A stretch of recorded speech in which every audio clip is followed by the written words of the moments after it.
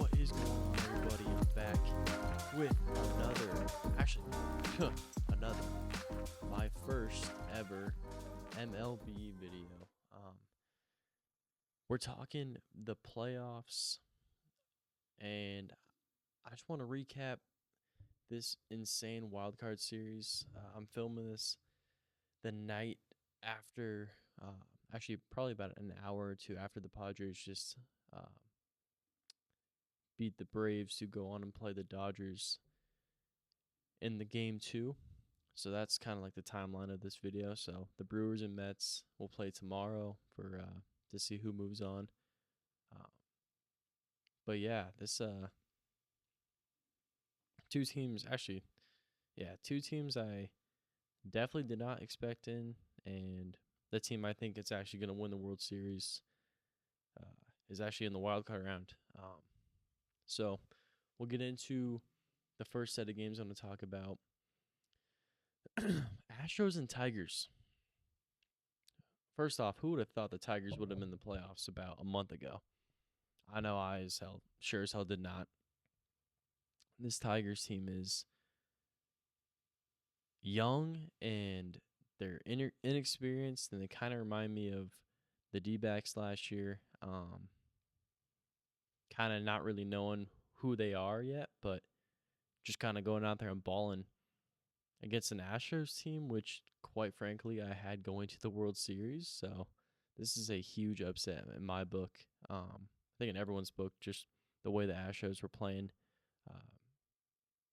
in August and September. So yeah, I'll just kind of go over game 2 just because that's the game that clinched it. Both pitchers went out there and they balled out. Let me get their stats up real quick for you guys.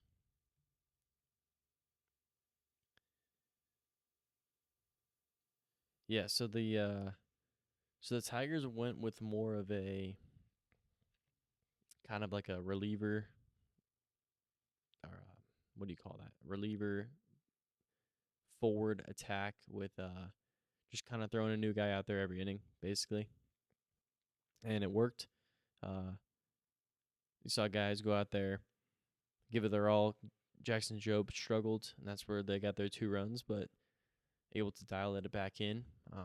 On the other side, Hunter Brown played a hell of a game. He looked great through 4, and then he had that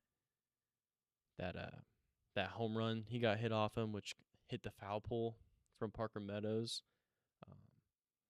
And yeah, this game was honestly in the 7th inning when the Astros were able to string in a few hits together and they ended up scoring 2 runs. I was like, oh, dude. Hey, Tigers won game 1. Good for Detroit. Okay. But we're coming back to earth now here, you know? And the Tigers must have heard my internal monologue, because they went out, they put 4 up the next inning to take a 5-2 lead and coasted on that lead to end the Astros season. After Astros started off horribly, they got hot towards the middle of May, late May into June, and they just kept rolling. Like I said, I picked them to win the world, or to make the World Series from the AL, and man, this Tigers team, I honestly don't know what's going on with them. Their lineup isn't anything insane. I know they have guys that could. They could ball, but don't get me wrong, they can ball. I'm not gonna act like a playoff team is not good, but definitely not what people were expecting, and definitely not what I was expecting. But yeah, the Tigers defense balled. Astros just, I don't know, they couldn't really get anything going offensively like the entire 2 games that they played. And then that Ibanez triple to score 3 after they tied it up after that 7th inning from the Astros to take the lead is just, especially after off of Josh Hader too. Like they paid that guy big money to come into those high leverage spots, and you got a triple hit off him, which ultimately cost them the game. So that's baseball. I do want to acknowledge that I'm a huge D-back fan, obviously, and just seeing how that Braves series is going and how this Mets series is going, I don't know. I just think the D-backs, they don't deserve to be in the playoffs because of how poorly they played at the latter end. But I would love to see what they could have done against that freaking Brewers team, which I don't think is great. They had a crazy comeback tonight, but I don't think they're all that. The Padres, on the other hand, they're a problem. And I'm just gonna skip over my the first two games, and I just want to talk about the Padres real quick because holy shit, they're my pick to win the World Series. They look dialed in every aspect. They got the pitching, they have the relievers to come in, they look great, and they have a closer, which is probably one of the biggest things that a team can have, like a highly successful playoff team can have. Last year, D-backs had Seawald. Dude was almost unhittable whenever he came into the game. This year, Suarez for the Padres, insane. He is dialed in every single time he goes out there. Pull up the stats for you guys right now. But yeah, he's their guy. He has 36 saves on the year, 2.77 ERA, and it's just such a luxury to have a guy like that. Talking more about the game specifically, Braves took the lead in the first inning, and the Padres are just I'm gonna keep referring to the D-backs. I don't know if it's because I'm just upset that they're not in the playoffs or what's going on, but I'm gonna compare Higashioka to Perdomo here for a second. Not because of the play style, whatever, but in terms of being the 9-hole hitter and being able to turn over into the top of the order and making an impact, whether that being getting on base, freaking hitting 2 home runs in the previous 2 games that they played, one tonight, to kind of give this place life, because Petco Park that place is jumping at all times, and especially when they hit a home run. So yeah, to be able having that luxury at the 9-hole to pretty much at any point take the pitcher yard is just insane. Luis Ariz is just a hit machine. That's not a surprise to anybody. Tatis had 3 hits tonight. He looks like he's built for this moment. Like there's multiple guys on this team I can point to. Tatis, Ariz is just consistent. Yerkson Profar at any moment can take a yard. Obviously Machado, just clutch guy. And then I want to touch on Jackson Merrill. Just got to take some water here for a second.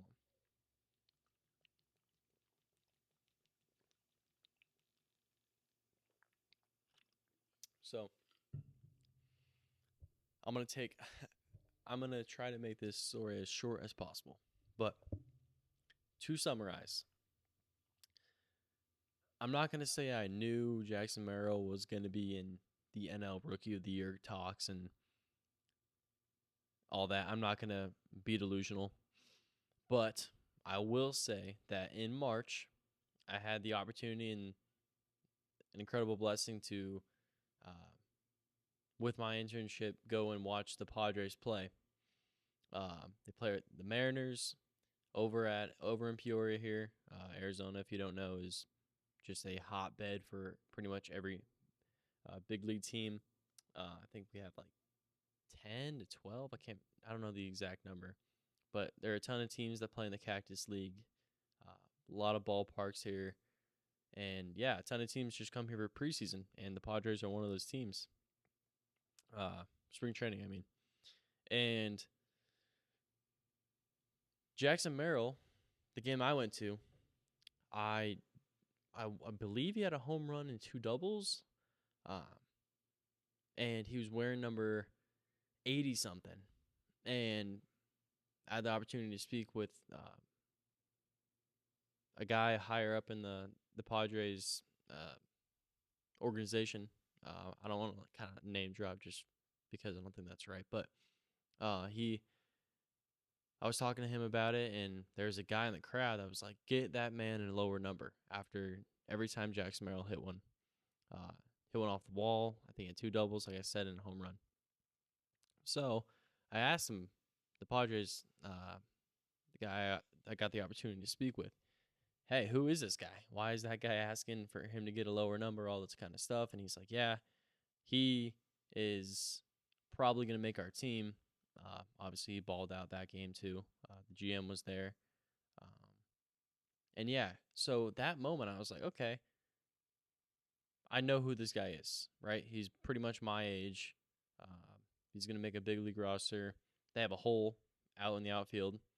This guy actually plays shortstop usually, but for them, he's going to play center field. So I was like, okay, noted. Very cool experience, but kind of put it on the back burner because I was like, okay, rookies don't tend to make noise usually, right? So a little bit goes by, right? And over the course of the season, Jackson Merrill is putting together a NL Rookie of the Year campaign. His bat is insane. His glove is insane. And kind of just watching the national media kind of pick up on a guy who I knew about in March when he was number 80 something and on the verge of making the team or not is something pretty special, and I'll definitely remember that for the rest of my life. Kind of just that moment and seeing him play like that. And then it's funny, dropping my brother off at college, went to a Red Sox game at Fenway. Padres played at Fenway. That game, Jackson Merrill in his first ever big league game at Fenway hits a 3-run home run. And after it, I was lucky enough to sit pretty close to the Padres dugout, and I kind of made eye contact with him and kind of did like the give me the ball motion, like 2 fingers, whatever. And he kind of like nodded and was like, "I got you." So after the game, I was like, "Jackson." He kind of made eye contact with me again, and then he went into the dugout and threw my brother a ball. So we have this ball still, and hoping to get that signed and maybe kind of just talk to him more about that because I don't want to say I was there for the come up, but it kind of was. And just seeing what he's doing now in the playoffs too, like the triple he had tonight. Sorry, that was a long-winded story of saying I knew who Jackson Merrill was before the season started. Didn't know obviously he was going to have the year he's had, but it's cool to have that. He doesn't really know who I am obviously, but to know that that's I don't know, just cool experience. So tonight he had that triple off the wall after Machado hit that double, and it's just very cool to see him succeeding and doing it on the national stage now in the playoffs. So very cool. Like I said, I think the Padres have every piece they need to make a World Series run. This order is absolutely diabolical. Basically, you have Luis Arraez, who's just a hit monster, right? Tatis, obviously, duh. Profar, duh. Machado, duh. Jackson Merrill, serious threat at the plate. You got Xander Bogaerts. You have Donovan Solano, who is sneaky good. And then you got the Crone zone with Higgy at the end of the lineup. At any time, he can take a yard. That is a nightmare order to go through if I'm a pitcher. So, not to mention, I can't stand the fucking Dodgers. So, needless to say, I'm a Padres fan going forward. I picked them to win the World Series, obviously. That means beating the Dodgers next series, but I'll get into more of my predictions later on in the video. But yeah, just thought I'd share that with you guys. Thought it was pretty cool. Yeah, we'll go to the Royals and Orioles game. This is just dominance from a pitching staff. Offense didn't really have to do much. They just kind of had to get timely hits, and that's what they did. Pitching, insane, like I said. You have the Orioles, bottom 5. They have the bases loaded with no outs. First guy gets out, okay, whatever. Second guy, Cowser, swings at a ball that hits him almost in the chest.